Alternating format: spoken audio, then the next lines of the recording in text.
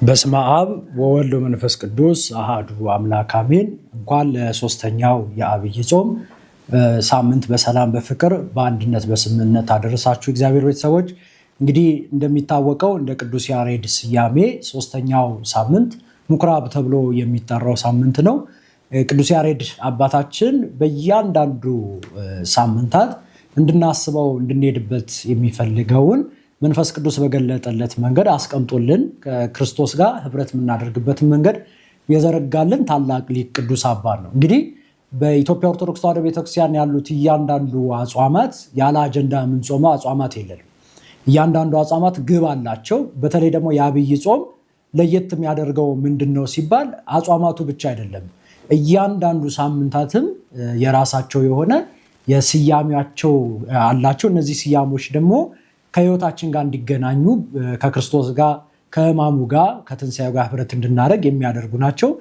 ሊቁ ቅዱስ ያሬድ በሶስተኛው ሳምንት ስያሜው በድጓው ላይ እንዳስቀመጠልን ምኩራብ ይባላል። እንግዲህ የዛሬውን ትምህርታችንን ስንጀምር የምናየው ከቃሉ ትርጓሜ ነው። ምኩራብ ማለት ምን ማለት ነው የሚለውን ቃሉን ስንመለከት ምኩራብ ማለት መማሪያ ቦታ፣ የአይሁዳውያን የሚሰበሰቡበት ጸሎት የሚያደርጉበት ቦታቸው ነው። ምኩራብ የሚባለው ቦታቸው በመጽሐፍ ቅዱስ ላይ ቅዱስ ያሬድን በድጓው የሚያነሳው በዮሐንስ ወንጌል ምዕራፍ 2 ቁጥር 13 ጀምሮ ክርስቶስ አምላካችን በምኩራባቸው ገብቶ ያስተምር እንደነበረ ነው ታሪኩ የሚነግረን። ወንጌላዊ ቅዱስ ዮሐንስ የጻፈልን ቅዱስ ያሬድን በድጓው ላይ የሚያነሳው ክርስቶስ በምኩራባቸው ገብቶ እንዳስተማራቸው ይህም ታላቅ ሊቅ ቅዱስ አባት ይነግረናል።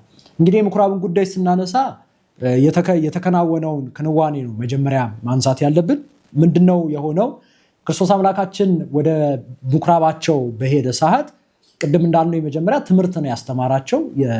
እርሱ አምላክ እንደሆነ እርሱ ማን እንደሆነና ነቢያት የተናገሩለት ሱባዔ የተቆጠረለት እርሱ የእግዚአብሔር ልጅ እንደሆነ የነቢያትን መጻሕፍት እየገለጠ ያስተምራቸው ይመክራቸው ነበር። እንግዲህ ያው እንደሚታወቀው በጣም በትምህርቱ ይደነቁበት፣ በትምህርቱ እየተገረሙ ይሰሙት እንደነበር ቅዱሳት መጻሕፍት ይነግሩናል። ራሱም መጽሐፍ ቅዱስም ይነግረናል። ከዛ ባሻገር ግን ክርስቶስ አምላካችን ወደ ቤተ መቅደሱ በመጣ ሰዓት ወይም ደግሞ ወደ ምኩራባቸው በመጣ ሰዓት የጠበቀው የእግዚአብሔርን ነገርን ሳይሆን አይሁዳውያን ይሸቅጡና ይሸጡ እንደነበረ፣ የእርግቦችና የላሞች የበጎች ጫጫታ እንደነበረበትና ክርስቶስ አምላካችን ስለ ስሙ አጠራር ክብር ይግባውና በጅራፍ ገርፎ እንዳስወጣቸው ነው የሚያሳየው።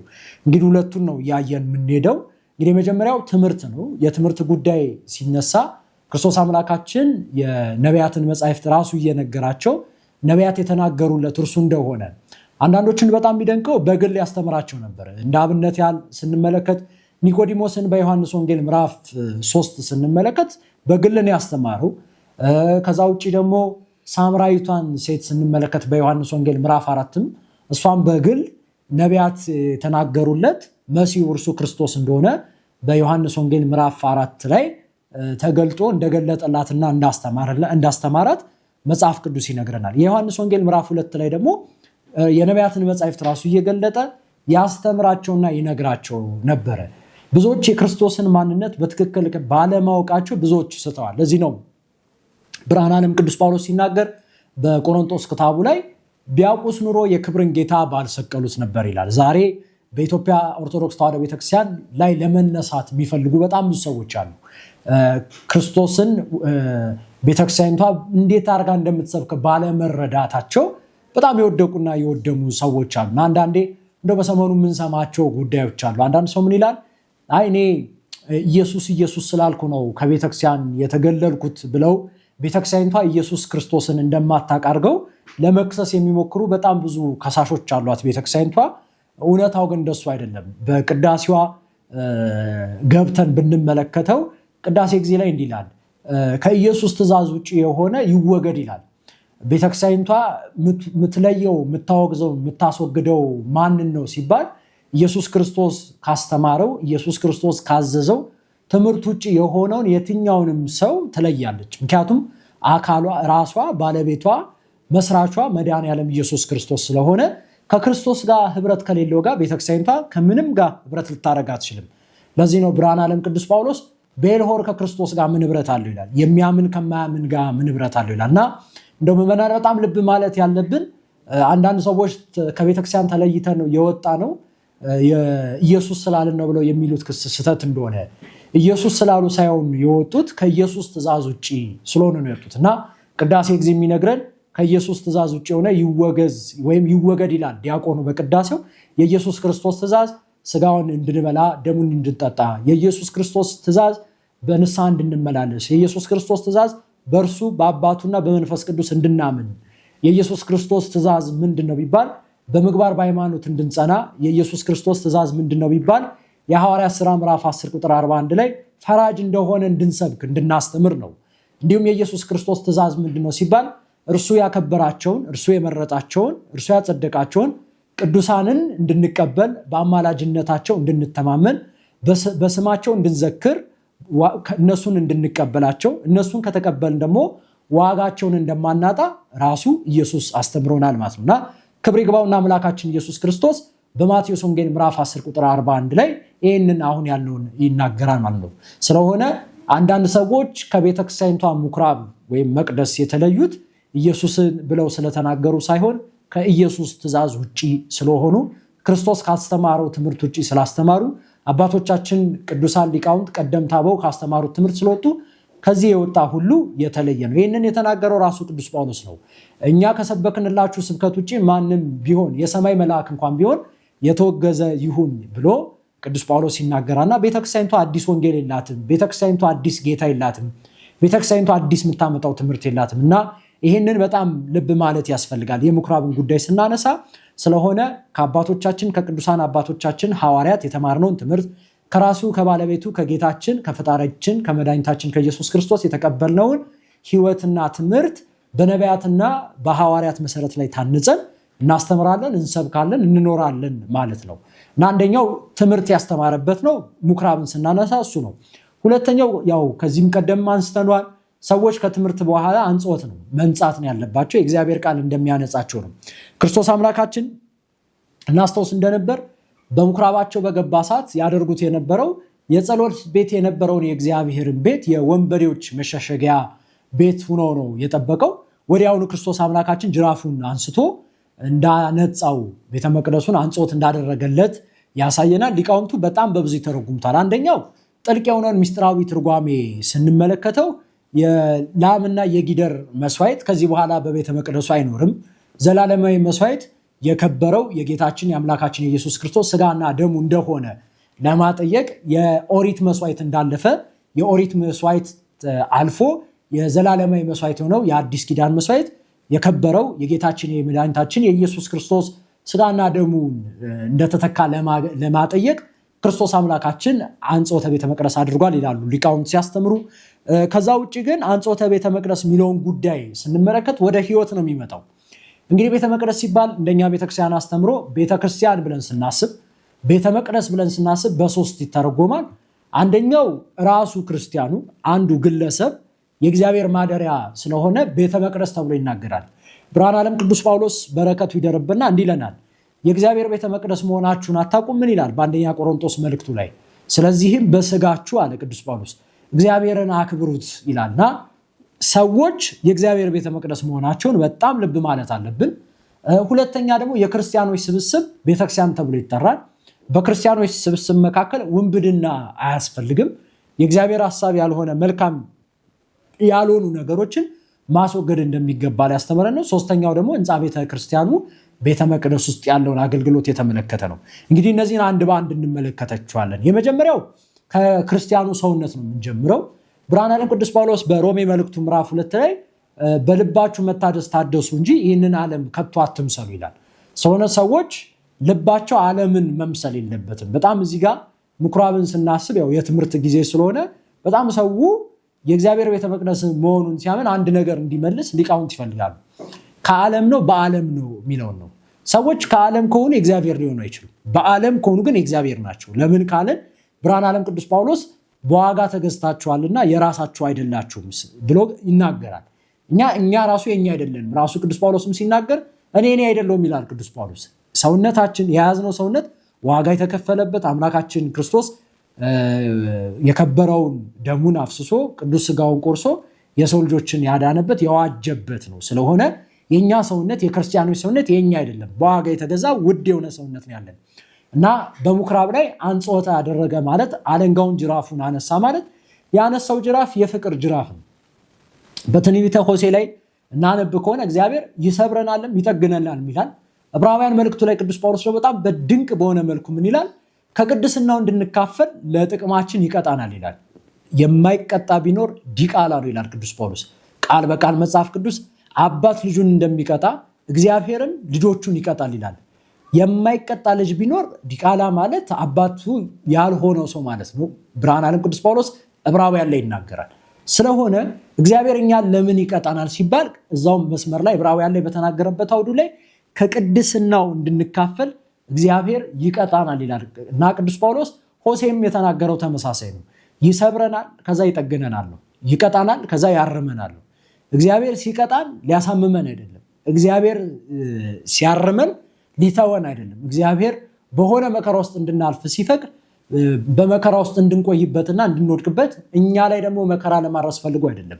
ለምንድን ነው ሲባል ቅድም እንደተባለው ከቅድስናው እንድንካፈል እግዚአብሔር ይቀጣናል ብሎ ቅዱስ ጳውሎስ እንደተናገረ እና ሰዎች ሰውነታቸውን መጠበቅ አለባቸው።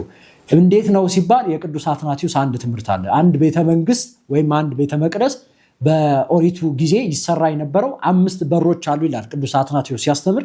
እነዚህ 5 በሮች 5 ሕዋሳቶች ናቸው ይላል እና የሰው ልጅ የእግዚአብሔር ማደሪያ እንደመሆኑ መጠን የቤተ መንግስትም ሲሰራ በሰው ልጅ አምሳል ነው። በ5 ሕዋሳቶች ተመስሎ የአንድ ቤተ መንግስት በሮች መግቢያዎች 5 በር ነው ይላል እና ጠላት ሴጣን ሊያጠቃን የሚችለው ከ5ቱ በአንዱ ነው እና ቅዱስ አትናቴዎስ አንድ በጣም ጥሩ ልመና የሚለምነው አለ። ጌታ ሆይ እኔን ከኔ ጠብቀኝ ይላል። ሰው ከሰው ጠብቀኝ ቢባል ሰው ቢገልህ ነው፣ ሌላ ምንም ሊያደርግ አይችልም። ሰው ከሴጣን ጠብቀኝ ብሎ እግዚአብሔርን ቢለምን ሴጣን ነፍሳችን ላይ ስልጣን የለውም። ሰው ከራሱ ግን ካልተጠበቀ የገዛ ነፍሱን ሊያጠፋት ይችላል ማለት ነው። ስለሆነ ቃል በቃልም ሚለው በገዛ ራሳችን በገዛ ፍቃዳችን ነፍሳችንን ከእግዚአብሔር ልንለያት ስለምንችል ቅዱስ አትናቴዎስ ትልቁ ልመናው የሚታወቅበት እኔን ከኔ ጠብቀኝ ነው። እኔን ከኔ ጠብቀኝ ሲል ከየቱ ነው የሚጠብቀው ሲባል 5ቱ ሕዋሳቶቻችን ሊጠበቁ ነው። ለዚህ ነው ቅዳሴ ላይ እንደምናውቀው ወደ 5 መስዋዕቶች አሉ። በእኛ በኢትዮጵያ ኦርቶዶክስ ተዋሕዶ ቤተክርስቲያን ስርዓት አምልኮ መሰረት 5 መስዋዕቶች ይቀርባሉ እና አንደኛው ከ5ቱ መስዋዕቶች መካከል አንደኛው የሚቀርበው ከዚህ ከአንጾተ ቤተ መቅደስ ከምኩራቡ ጋር የተገናኘ ነው። ይሄም ከሰውየው ጋር ማለት ነው። ምንድነው የሚቀርበው መስዋዕት ሲባል የሰውነት መስዋዕት ይባላል። ቅዳሴ ጊዜ እናነሳ እንደሆነ ወይም ሰምተነው ዲያቆኑ ሲናገር ሰምተነው ከሆነ አንተን የምንሰማበት ዓይንና ጆሮን ስጠን ይላል። አሁን ባለንበት ዘመን አንዳንዱ ጆሮ የወንበዴዎች መናኸሪያ ይሆናል። አንዳንዱ ወንበዴዎች ማለት ከእግዚአብሔር የሚለዩ ትምህርቶችን እየሰማ ጆሮ የደማበት ሰው ሊኖር ይችላል። አንዳንዱ ደግሞ ዓይኑ ወንበዴ የሆነበት ሰው ይኖራል ማለት ነው። የሰው ልጅ ጠላቱም የሆኑት ሕዋሳቶቹን መግዛት ካልቻለ ነው። መጽሐፈ መነኮሳት ምን ይላል? ዓለምን ከመግዛት ይልቅ ራስን መግዛት ይበልጣል ይላል። በእኛ ትርጓሜ ደግሞ እንደምታውቁት የሴት ልጅ ጠላቷ ዓይኗ ይባላል አይደል? የሴት ልጅ ጠላቷ ጆሮዋ፣ የወንድ ልጅ ደግሞ ጠላቷ ዓይኑ ይባላል። በአጠቃላይ ግን የሰው ልጅ ጠላቱ ሊሆነው የሚችለው ሕዋሳቱን መግዛት ካልቻለ የሚለውን ለማሳየት ሊቃውንት አባቶቻችን እንዲህ አይነት ብሂል ይጠቀማሉ። እና የመጀመሪያው ሰው ምንድነው በዚህ ምኩራብ ሳምንት ራሳችንን ስናስብ እግዚአብሔር የሚፈልገው እንድናነጻ የሚፈልገው የመንጻት ሳምንት ነው። ይሄ ሳምንት ምናችን ነው የምናነጻው ሲባል ሰውነቶቻችንን ነው የምናነጻው። መቼም እንደ ኦሪቱ አይደለም የመንጻት። መቼስ እንደ ኦሪቱ ሄደን የምንታጠበት የመንጻት ስርዓት የለም። መንፈሳዊ መንጻትን ይፈልጋል ማለት ነው እና የመጀመሪያው የሚነጻው ዓይን ነው። በዚህ ዘመን አደጋ ውስጥ እየገባ ያለው የብዙ ሰው ዓይኑ ነው። ሰው ካላየ ምንም ነገር ሊመኝ አይችልም። የሶሻል ሚዲያ ዘመን ያለ ነው። እንግዲህ ይህን ራሱ እያየን ያለ ነው በሶሻል ሚዲያ ነው። ሰዎች የሚያዩትን መምረጥ ካልቻሉ አንጾት ያስፈልጋል ማለት ነው። መደለት ያለባቸው አፕሊኬሽኖች መደለት አለባቸው በዚህ ሳምንት ማለት ነው። መደለት ያለባቸው ቪዲዮዎች ካሉ ከስልካችን መውጣት ያለባቸው የተሸከምናቸው የያዝናቸው። የብዙ ሰው ጠላቱ ስልኩ ነው አይደለ? መቼም የሆነ ነገር የምናየው እኛ በስልካችን ነው። ይህንን ምስል ራሱ እያየን ያለ ነው በስልካችን ነው። ስለሆነ ማስወጣት ያለብንን ነገሮች ሁሉ ማንጻት ያስፈልጋልና ከክርስቶስ ሊለዩን የሚችሉ ምስሎች ይመጣሉ። አንዳንዱ በዝሙት ይፈተናል። ራስ በማርካት በጣም የሚፈተን ሰው አለ። መፍትሄው ምንድነው ካልክ ምንም ጥያቄ የለውም። ጅራፍን አንስተን ማስወጣት ነው ማለት በጣም ብዙ ነገር ማብራራት አይደለም። ክርስቶስ አልታገሳቸውም በዚህ ጉዳይ ላይ ቀጥታ ይሄ የእግዚአብሔር ቤተ መቅደስ ነው እንዳለ ሰዎች እንዲወስኑ ነው የሚፈልገው። ውሳኔ ይፈልጋል የምኩራብ ሳምንት።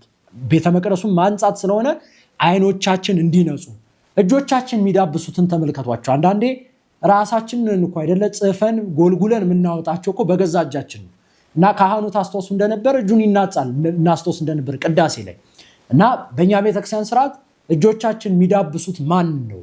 ጆሮቻችን፣ አይኖቻችን፣ አንደበቶቻችን የሚታረሙበት ነው። እና ምኩራብን ስናስብ እነዚህ ነገሮች ሁሉ እንዲታሰቡ ይፈልጋል ማለት ነው። እና ምናነጻቸውን ማንጻት አለብን። ከስልካችን ጀምሮ እስከ ቤታችን እስከ ጓደኞቻችን ማንጻት ያለብንን የምናነጻበት፣ ከክርስቶስ የሚለየንን ነገር ሁሉ የምናስወግድበት ሳምንት ነው እና አንደኛው ቤተ መቅደስ ሲባል እሱ ነው። ሁለተኛው በክርስቲያኖች ማህበር ተገርፎ መውጣት ያለበት የወንበዴዎች አስተሳሰብ ሊገባ ይችላል። ለምሳሌ ዘረኝነት። አንዳንዱ በዘረኝነት ታጥቋል። እንግዲህ አብዛኛው አገልግሎት ላይ ያለ ሰው አንዱ የሚታማበት ምክንያት የዘረኝነት ህመም ነው። ይህንን ክርስቶስ አያስደስተውም። መከፋፈል፣ መለየት፣ ህብረት አለመኖርን እንድናስወጣ ክርስቶስ ጅራፉን ያነሳል። ጅራፍ የተባለው መቼም ጅራፍ አንጠብቅም አይደል? ቀጥታ ከሰማይ የሚመጣው ጅራፍ ምንድን ነው ሲባል የእግዚአብሔር ቃል። አባቶቻችን ሊቃውንት በተለያየ መንገድ ያስተምሩናል፣ ይሰብኩናል። መታረም ያለበት መከርከም ያለበት መወገድ ያለበት እንደ ላምና እንደ ጊደር እንደ ዓለም ጩኸት የተመሰለ የትኛው ማንነት የሚታረምበት ሳምንት ምኩራብ ተብሎ ይጠራል ማለት ነው እና በምኩራቡ አስተማራቸው። በምኩራቡ ማስተማር ብቻ ሳይሆን ቤተ መቅደሱን አስተካክሎታል። እግዚአብሔር አምላካችን ራሳችን እንድናስተካክል ቅዱስ ፍቃዱ ይሁንልን ነው። ከዛ ውጭ የመጨረሻው ቤተ መቅደስ ነው። ቅድም እንዳልነው በቤተ መቅደሱ አንጾተ ቤተ መቅደስ አደረገ ስንል የምኩራቡን ጉዳይ የቤተ መቅደስን ስናስብ የኦሪቱ ቤተ መቅደስና የአዲስ ኪዳን ቤተ መቅደስ ሰፊ የሆነ ልዩነት አላቸው። አሁን አንዳንዶች በአዲስ ኪዳን የያዝነው ታቦት ከኦሪቱ ታቦት ጋር እየተምታታባቸው ቤተክርስቲያኒቷን መረዳት ያቃታቸው ሰዎች አሉ እና በዚህ በምኩራብ ጊዜ ቤተ መቅደሱን ገብተን እንድናይ ቤተክርስቲያናችን ትመክረናለች። አሁን ያለነው የአዲስ ኪዳን ታቦት፣ የአዲስ ኪዳን መስዋዕት፣ የአዲስ ኪዳን አገልግሎት ላይ ቤተክርስቲያኒቷ አለች ማለት ነው። ታዲያ ምኩራብን አጠቃላይ ለመረዳት ራሱ ቅዱስ ያሬድ የሚያስተምረው ትምህርት አለ። ሰው በቤተ መቅደስ የተመሰለውን ሰውነት በአጠቃላይ ቤተክርስቲያንን ለመረዳት 3 መንገድ መጓዝ አለበት ይላል ቅዱስ ያሬድ። ሬክዋ፣ አይመርክዋ፣ አፍቅርክዋ። ይሄ የቅዱስ ያሬድ ትምህርት ነው። አንዳንዶች ቤተክርስቲያኒቷን የመጀመሪያው ቅዱስ ያሬድ የሚለው ሬክዋ ነው፣ አየዋት ነው። ሰው ሳያይ መቼም መረዳት ማወቅ አይችልም። ሰው ሳያይ መቼም ሊወድ አይችልም። ማንም ቢሆን ሁላችንም የሆነ ነገር ልናውቀውና ልንወደው የምንችለው መጀመሪያ አይተን ነው እና ቅዱስ ያሬድ የሚለው መጀመሪያ አየኋት ነው እና ቤተክርስቲያኒቷን ለማያውቋት ምናልባት ከዚህ እምነት ውጭ ያላችሁ እህት ወንድሞቻችን የምንጠራችሁ መንፈሳዊ ጥሪ ምንድነው ካላችሁ መጣችሁ እዩዋት። ልክ ናትናኤል ዮሐንስ ወንጌል ምዕራፍ 1 ቁጥር 46 ላይ ፊልጶስን በነገረው ሰዓት ያለው ምንድነው? ፊልጶስ መጠኢን ያለው ቤተክርስቲያኒቷን ባለመረዳት ባለማወቅ በተሳሳተ መንገድ ከዚች ቅድስት ቤተክርስቲያን ከዚህ ቤተ መቅደስ የራቃችሁት ወንድሞቻችን ናትናኤል እንደተጋበዘው ቅዱስ ፊልጶስ ጥሪ እንዳቀረበለት ቤተክርስቲያናችንም ዛሬ ኑ መታችሁ እዩዋት ቤተክርስቲያኒቷን። አብዛኞቻችሁ በተሳሳተ መንገድ ነው የተረዳችኋት። የሚነገራችሁ የጠላት ስብከት በትክክል የኢትዮጵያ ኦርቶዶክስ ተዋሕዶ ማንነትን የማይወክል ነው እና ውጭ የምትሰሙትና ቤተክርስቲያኒቷን መጥቶ ማየት በሯ ክፍት ነው ሁሌም። ይሄንን ቅዱስ ያሬድ ሬክዋ አየኋት ይላል፣ እንድናያት ይጠራናል ማለት ነው። ሁለተኛው አይመርክዋ ነው፣ አወኳት ነው። በጣም ብዙ ሰው ከዚህ ቤተክርስቲያን የሚወጣው ሳያውቃት ነው። ሳያውቋት እናውቃታለን እያሉ የሚያወሩ ሰዎች አሉ። ሳያውቋት እንዳወቋት ስለ ቤተክርስቲያኒቷ ማስረጃ የሚሰጡ ሰዎች አሉ። አንዳንዴ እኛ እንደናብራለን። ሰባኪ ነበረ፣ ዘማሪ ነበረ፣ በሆነ አጋጣሚ ከቤተክርስቲያን ተለይቶ ሲወጣ አይ ምንም እንኳን እነሱ እኮ ያውቃሉ፣ በፍጹም ቢያውቋት ኑሮ አይወጡም ነበረ እና ቅዱስ ያሬድ እዩዋት ካያችኋት በኋላ አውቋት ይላል እና ብዙ ሰዎች ሳያውቋት ሲሳሳቱ እናያለን። ሳያውቋት ከዚህ ህብረት ሲለዩ እናያለን እና ምዕመናን ሁለተኛው የምኩራብ ጥሪ የትምህርት ነው። ክርስቶስ በቤተ መቅደስ ያስተማረበት የትምህርት ጊዜ ነው። ስለ ቤተ መቅደስ የሚወራበት እንደመሆኑ መጠን ምዕመናን ማንበብ፣ መማር፣ የቤተክርስቲያኒቷን እውቀት መገብየት፣ መሸመት በጣም እንደሚያስፈልግ ቤተክርስቲያን የምታሳስበት ሳምንት ነው። ሶስተኛ አፍቀርክዋ ነው፣ ወደድኳት ነው። እንግዲህ ቅድም አንስተናል ቅዳሴ ጊዜ ላይ ያለውን ከክርስቶስ ትእዛዝ ውጭ የሆነ ይወገድ እንዳለ ቤተክርስቲያኒቷ ሁሌ ታማኝነቷ ለመስራቿ ነው። ስለሆነ ሁሌ ለመሰረታት አካል የምትታመን ቤተክርስቲያን ያለችን እና እኛም ለጠራን ለመረጠን ላዳንን አምላካችን ከወደድነው ትእዛዙን መፈጸም ያስፈልጋል። ራሱ ክርስቶስ አምላካችን በማይታበል ቃሉ ሲናገር ብትወዱኝ ትእዛዜን ፈጽሙ ይላል። የክርስቶስ ትእዛዙ እቺው ናት ብሎ መጽሐፍ ላይ እንደተገለጠ እርስ በርሳችን እንድንዋደድ፣ በከበረው ስጋና ደም በዚህ ምስጢር እንድንሳተፍ፣ በንስሐ ሕይወት እንድንመላለስ፣ ዕለት ተዕለት በቤቱ ደጃፍ ላይ በመገኘት ስርዓት አምልኮ በመፈጸም እርሱን በማወቅ እሱን በመረዳት እንድንሄድ ነው የእግዚአብሔር አምላካችን ጥሪ። የመከረን ያስተማረን የአባቶቻችን አምላክ ልዑል እግዚአብሔር ስሙ የተመሰገነ ይሁን። ይቆያል።